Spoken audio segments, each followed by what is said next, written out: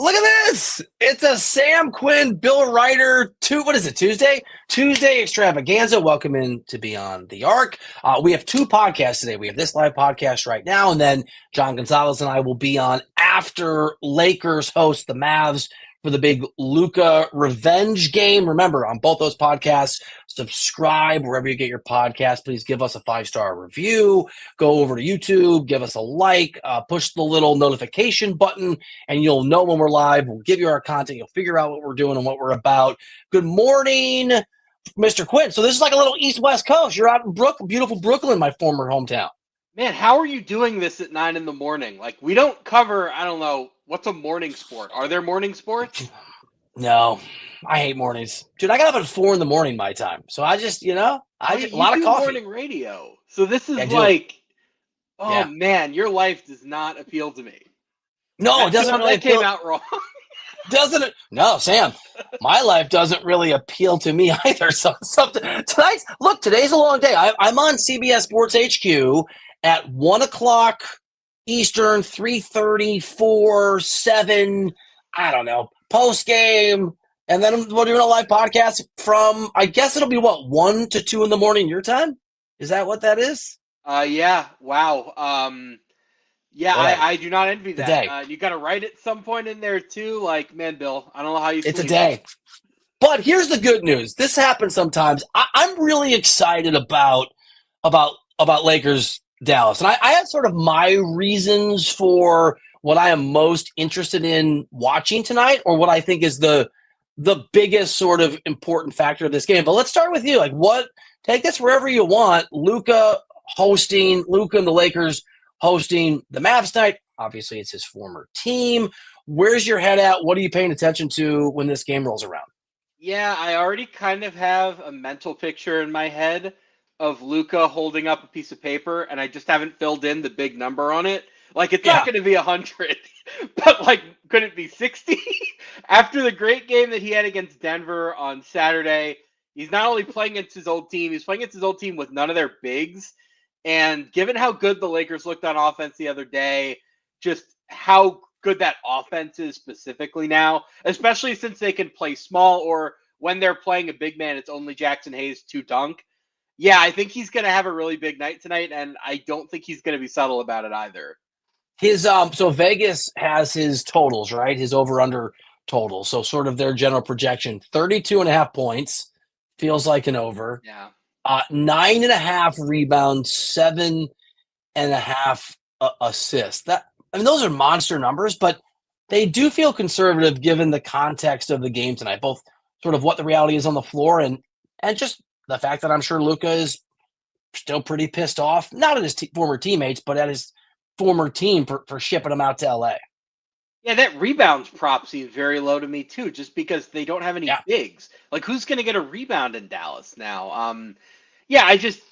I think Luka, those first few games against the Hornets and the Jazz or whatever, in hindsight, they all feel like almost warm-ups. Like, let's get you up to speed. We're not going to play you too many minutes. We're just trying to get you back into shape.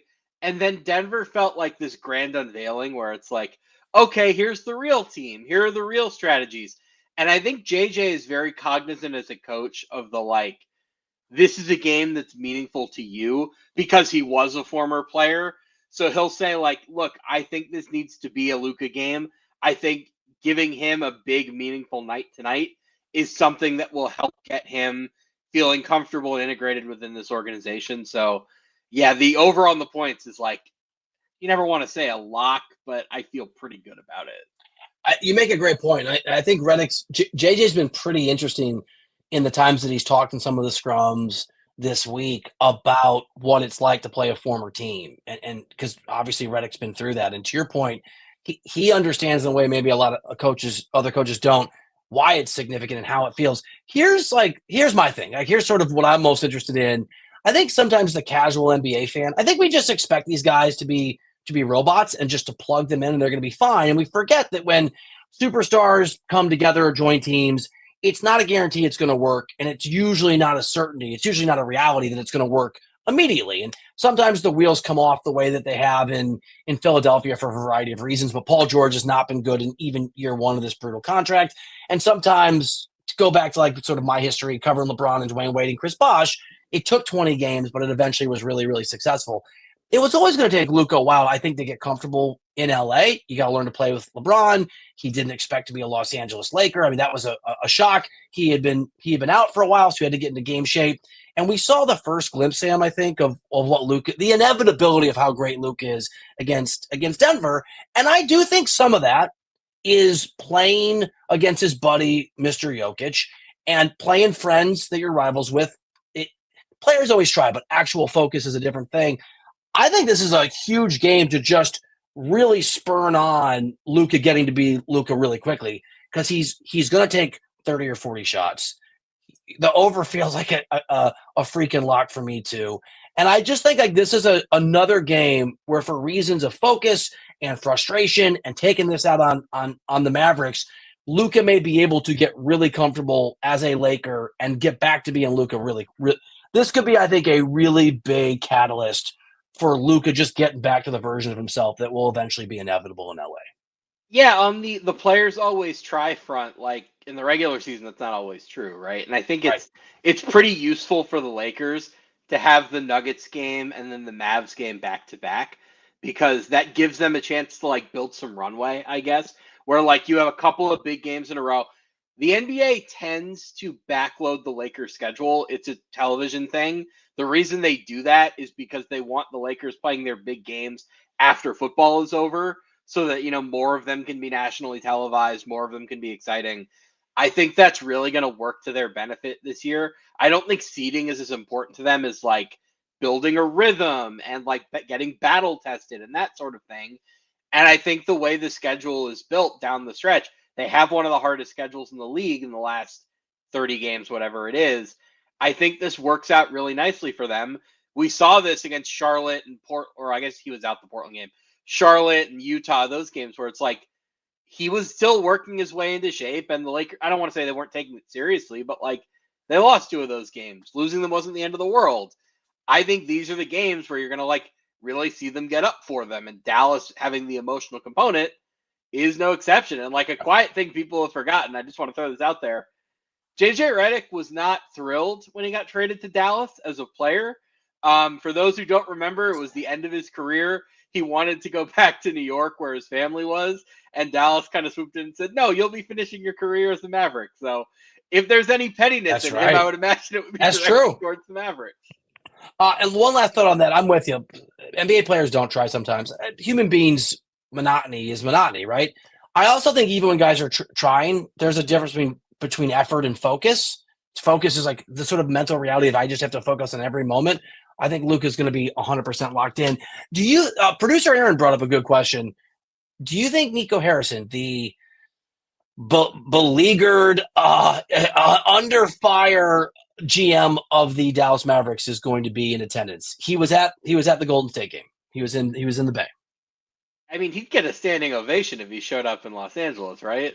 Yeah, never gonna have to buy a beer here again.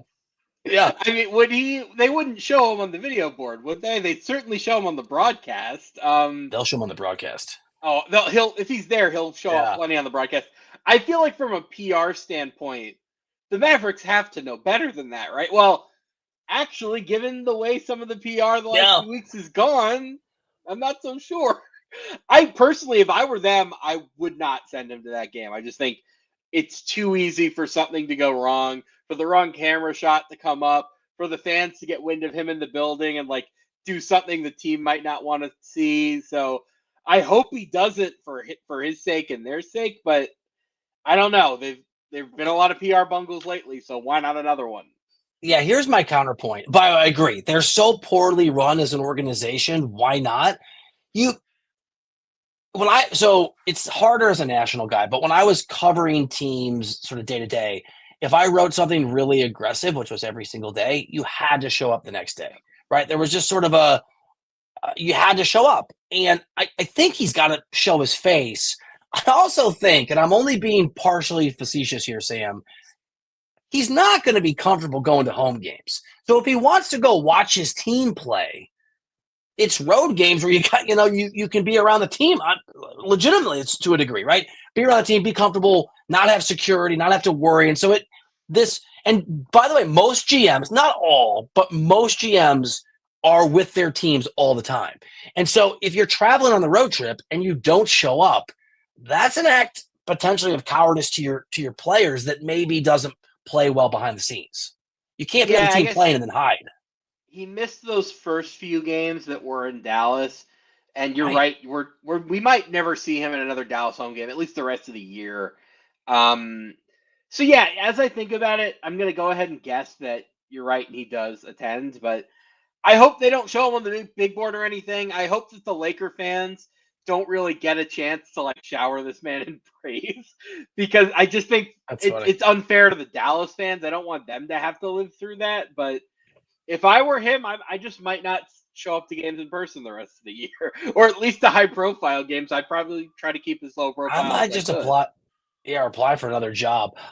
Speaking of front offices, Sam Quinn, in testing the universal reality that NBA fan bases are insane, has bravely ranked every single front office in the NBA, engendering lots of happy responses from some of those fan bases. We are going to get into some of the highlights of those rankings. I'll give you my perspective. Sam Quinn's front office NBA rankings next year on Beyond the Arc.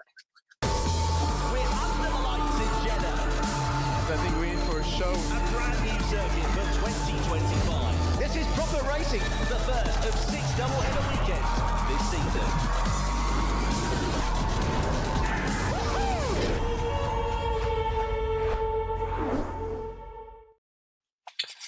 I'm excited about it. All right, we're back.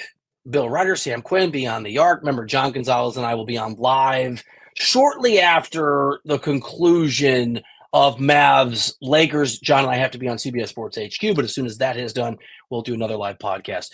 Sam, and you do this for CBSSports.com. I love this, dude. You ranked all the front offices in different tiers around the NBA. Can you throw us some of your, I don't know, highlights, more controversial conclusions, and we can chop it up a little bit?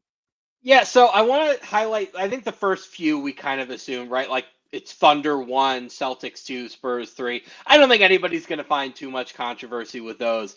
Where fans started to have some opinions, I'm going to throw out two teams here that are in the same range, and it's going to kind of get down to some of our philosophy on how we think about these things. At number 5, I had the Utah Jazz. At number 8, I had the New York Knicks. Knicks fans, obviously, were not thrilled to see this, considering, they're the number 3 seed in the East. They're having a huge year. Their front office has been very, very successful over the last handful of seasons.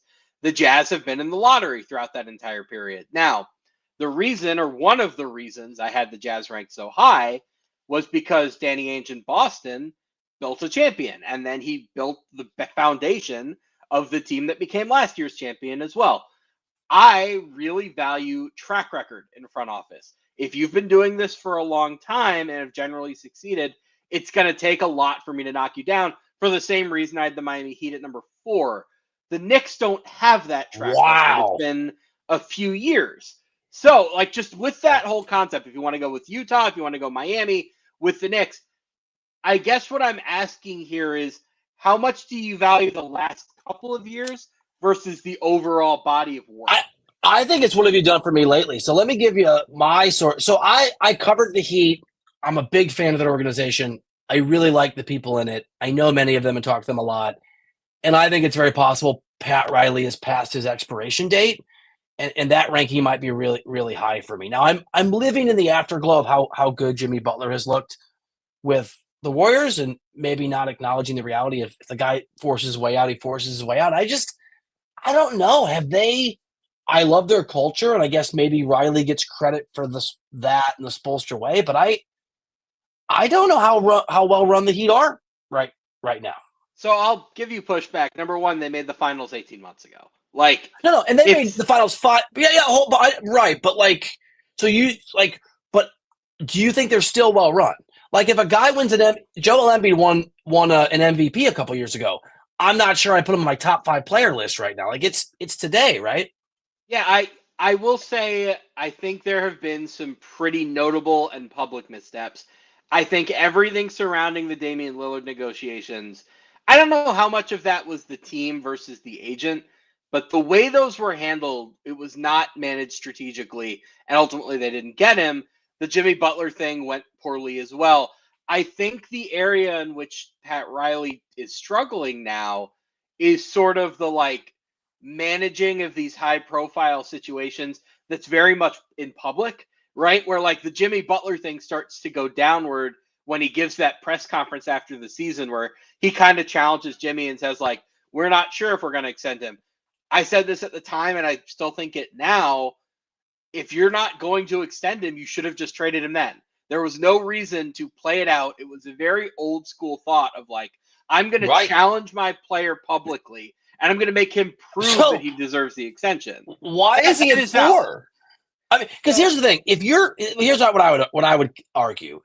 If you are going to correctly rank some front offices very highly because of 2 or 3 really impressive moves in the sort of immediate past, you can downgrade GMs for screwing up similar opportunities, I think, in the immediate past. I think that's fair, but what I would say is, number one, I think Miami's front office is very, very deep. I mean, it's rare to talk about this, right? Like, when you talk about front offices, it's rare, I think, for fans to talk about the overall picture. They tend to talk just about the GM, the guy whose name they know.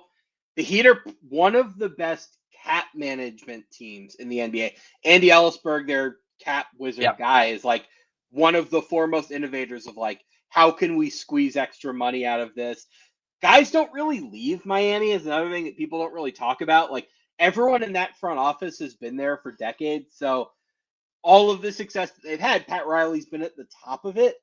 But Pat Riley has not been the only notable person there. Spoelstra has a hand in this stuff. And then the last thing I would say is, like, despite some of the overall vision issues of the last 18 months or so, they just drafted Khalil Ware at number 15 outside the lottery.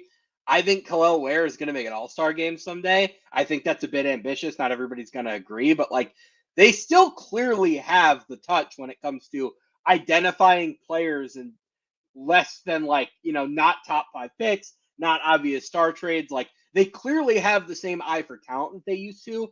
I think the problem, and this is something that you've kind of spoken to, is like, Pat Riley might be a little bit washed, and that's the one thing that you really should have fear over. You are right about the depth of that front office. I will just add, and then we should move on to some other teams, that Pat Riley runs that thing with a very militant top-down approach. And so if he becomes a problem, it doesn't matter how good the people – like, Andy's great at what he does. Andy's going to follow Pat Riley's lead, right? Andy's only going to be able to squeeze, value out of that cap reality if, depending on what Riley does or doesn't allow him to do. I think the Knicks are interesting. This is going to engender pushback from people and maybe you.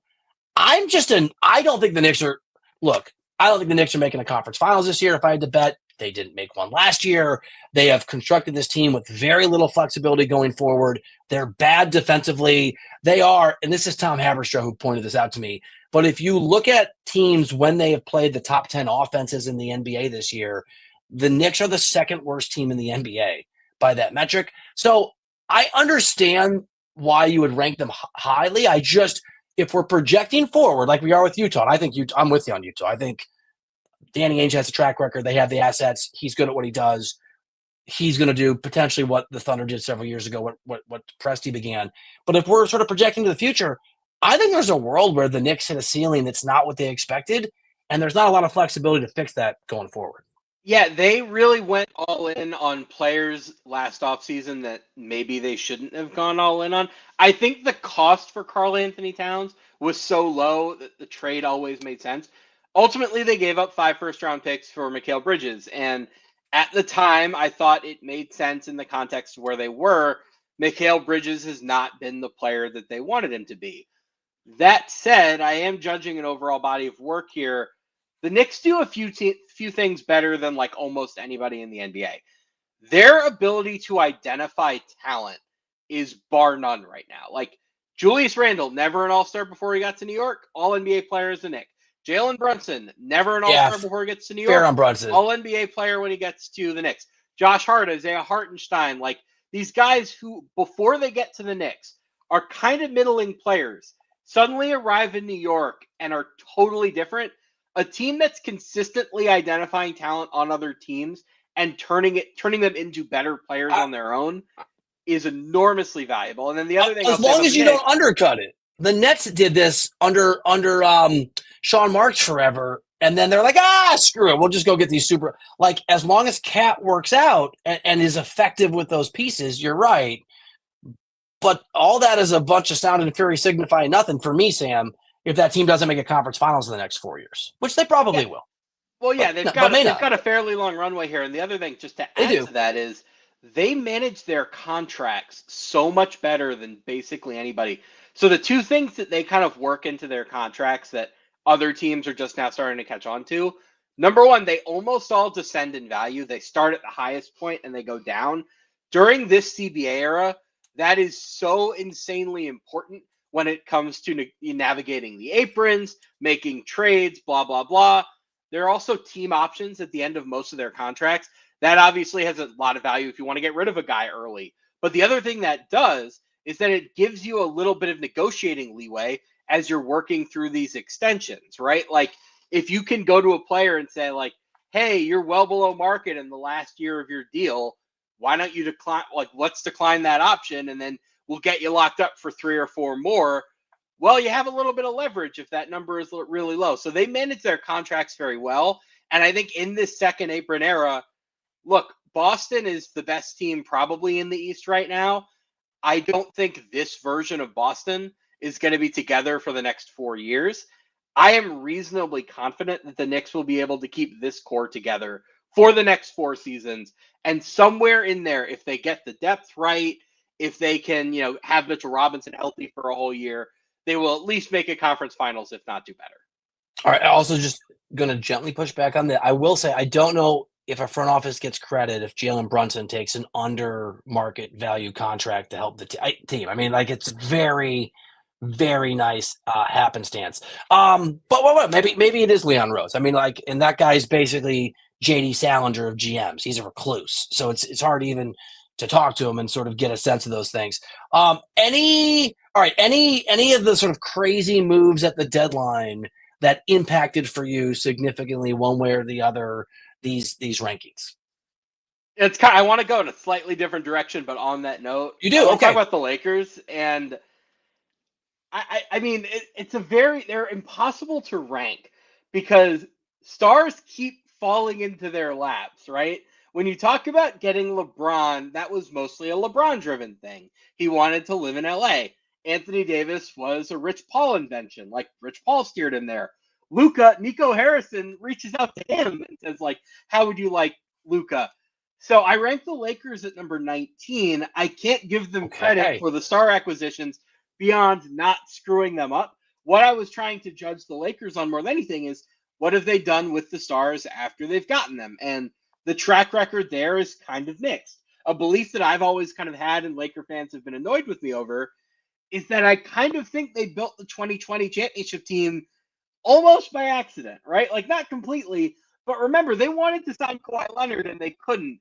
They had to settle for the guys that were left on the market. Now, they were clearly negotiating with some of those guys beforehand and had a sense of what was going to be available to them, but, like, that wasn't the team they wanted to build. They built the leftovers team, and that team went on to win the championship. They didn't keep that team together. 2022 was one of the worst off seasons that I think any front office in the NBA has ever had. Russell Westbrook, that obviously was a disaster. Losing Alex Caruso, paying THT, paying Kendrick Nunn. Like, they have a very spotty track record when it comes to actually building around their stars. This year's team was going nowhere fast before they got Luka.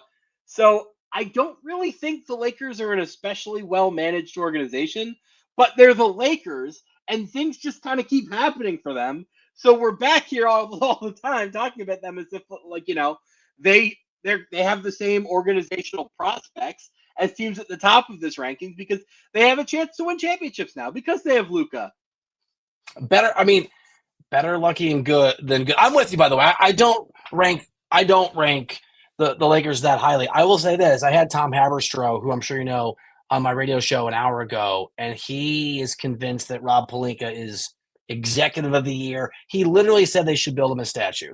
So which, by the way, A, no, and B, he's got great hair. How would you get the hair down I don't even know how you'd pull that off. All right, let's do one more quick one. Unfortunately, I got to cut this short because I have a CBS Sports HQ hit that apparently got moved up. But where do the Warriors come down in this? Because I have contended for a long time. I think Bob Myers is massively overrated. And you made me think of this. And obviously Bob Myers is at ESPN now, and Mike Dunleavy Jr., his deputy, is now the GM. But sometimes when you are surrounded by greatness, in this case Steph Curry, you get a lot of the credit and shine that you don't earn. And like where the Lakers had an alternate plan that didn't work and they benefited from that, so did the Warriors. I mean, there was ample reporting out there that the Warriors multiple times tried to trade away key pieces of that group that won those 4 championships, including Steph Curry.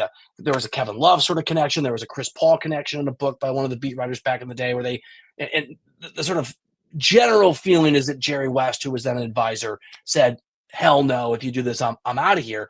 But in the end, you sort of are your results. I've always found this a hard team to assess. I think it's really hard now under the new GM.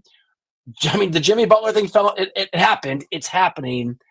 Where did you put the Warriors in your rankings? I had the Warriors at 14. They were really hard to rank, mainly because now, whatever you feel about Bob Myers, and I think the overrated conversation is warranted, and I'm going to be very interested to see how he does with his next job. The Warriors are one of the most collaborative front offices, right? Like Jerry West is a great example of this. They're not a team like the Heat where it's entirely Pat Riley's vision. They're a team where there are clearly a lot of voices in the room. Steve Kerr has a voice on front office matters. There are a number of other people. We've heard of Kirk Lakeup, the assistant GM, son of Joe Lakeup, the owner. A lot of voices there. So it's hard to really look at them and say, oh, Myers is gone. How much is that going to affect them? And that's something that we're going to see play out over the next few years. So I put them in the middle, acknowledging the track record, but also acknowledging that Mike Dunleavy has been that GM for a year and a half. Jimmy Butler was a great trade so far. And I think even if it doesn't look quite as good as it has thus far, the value they paid was so minimal that, okay, I think no matter what, that's probably a smart trade. We'll see how that extension plays out. But ultimately, the other reason I gave the Warriors a above average ranking was ownership counts, and Joe Lakeup does not have a budget. If Joe Lakeup thinks that a move will help him win, he is happy to pay for it. And not a lot of front offices have that kind of financial power to flex. So that was something else that I considered with the Warriors as well. Small piece of reporting here, by the way, on Bob Myers. The job that he coveted and really wanted, for whatever reason, was the Philly job. And when Daryl Morey got extended last December, a year and a half ago, if I remember right, part of the reason Bob went to ESPN was he didn't feel the urge and the need to take any job, and he wanted some time off. I'm not saying Daryl Morey's getting fired, but certainly things are less certain over a 2-year timeline or less than they were. So that would be, you talked about Bob Myers' next job. Philly is the job that he would like if the job were open. That's interesting to me. I would think because when he took the Warriors job, he didn't draft Stephen Curry. He did draft Clay and he drafted Draymond. Right. But I would think, I mean, again, this is me projecting my own interests onto a GM, but I would think that when you have that kind of cachet, you'd kind of want a blank slate. You'd want to build a team from scratch that can totally be in your own image. That would not be the Sixers. Clearly, their books are locked up for the next several years. Now, whether or not that job opens up in the next few years, and by the way, if that job does open up, that tells me that things have gotten worse, not better. So I don't know if that's necessarily the job that I would want, but I mean, I guess I think it's a Josh Harris thing. Yeah, I think he just likes that owner, and that owner likes him, and he wants that support. All right, to see the complete rankings from Sam, go over to CBSSports.com, check out our NBA coverage, or on social media. Is it just at Sam Quinn? You're one of the lucky guys. Sam Quinn CBS. At Sam Quinn CBS. Some Sam Quinn out there shouldn't have it. There's a Bill Reiter, too, who doesn't. At Sam Quinn CBS, at Sports Writer. We're going to give you our team of the nights when we come back in a moment here on Beyond the Arc. Gives it to Jenkins for the championship. A 16 beats a 1. From sweet to elite to the Final Four.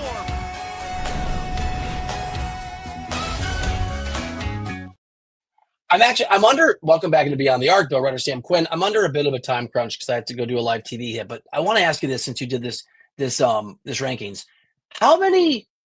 We know how many NBA players, right? If I said how many NBA players are elite at the level that you're sure if you have them on a long enough timeline, you can get to an NBA Finals, you would give me a number, however many that is. How many GMs fit those parameters that are currently available, or they're out there doing their job? So I had 3 top tiers. The Heat were kind of in their own, just as a legacy ranking, where a few years ago you could have put them number 1. Now it's a little questionable, but yeah, right. I mean, okay, if you want to go through this, I would say clearly Sam Presti. Just quickly. Sam Presti for sure. Brad Stevens, Danny Ainge. I think the Spurs are complicated. I would say the Spurs organizationally, because, RC's still in the building, I think it's like 5 or 6. Like, it depends on your definition. Like, I think Daryl Morey is still a great GM. He has not had a great year, but I will defend the overall vision behind his moves as well as basically anybody. The guys who have kind of fallen out for me, like Masai Ujiri, isn't quite there anymore. Maybe he bounces back. But it's a list of like 5, 6, 7 where I can go, like, if I have this person in my organization, I broadly feel like we're going to have a good overall plan. Yeah, I mean, for me, like, if Vegas expanded and they could hire anybody, I think Presti, Ainge, Stevens would be the 3 names in that order I would target, that I would feel like are locks. And then after that, Daryl, my mileage sort of varies on Daryl Morey. Okay, team of the night. Sorry, everyone, for making this a short podcast, but duty calls. Who is your team of the night, Mr. Quinn? I think we don't really have a choice here. It's the Minnesota Timberwolves, overcoming a 25-point deficit against the Thunder. They were down 16 with, I think, 4:21 remaining in that game last night. Huge win, their biggest win of the season by far. I just want to point out Jaden McDaniels averaging 18.6 points per game in February, and that is not at all the result of hot three-point shooting. He's shooting below 30% this month. He's just gotten a lot better overall offensively. He's creating more. He's cutting more. I think that's a huge leap for them both this year and moving forward. So, yeah, Timberwolves are an easy pick for me. And by the way, I'm sure you saw, the Timberwolves almost came back on Sunday night against the Thunder and didn't. So this was like okay, this time we're gonna close the deal. We found the secret kryptonite for the Thunder. Yeah. I'm still sort of out on the Timberwolves, but when Julius Randle doesn't play, I don't know. They're good again. You said it. I mean, look, they got to get Julius Randle off this roster at some point this offseason. I don't know how they're going to do it, but like, if they can find a way to like turn that $30 million salary slot into like $15 million worth of value, so they can keep Nickeil Alexander-Walker and Naz Reid, now you're cooking with gas. They're coming into next year with Anthony Edwards kind of hitting his prime, and you get the guy off the team that doesn't really make sense on that roster. Yep. So I hope they can find a way to get rid of him. He's going to pick up that player option because I cannot imagine anybody paying him in free agency now. So I wish the best, but that is not going to be easy for whoever is running the Timberwolves this summer. You're right. I love cooking with gas. All right, since you went Timberwolves, I'm going to go Nuggets, just because I know they got their asses handed to them by the Lakers on Saturday night.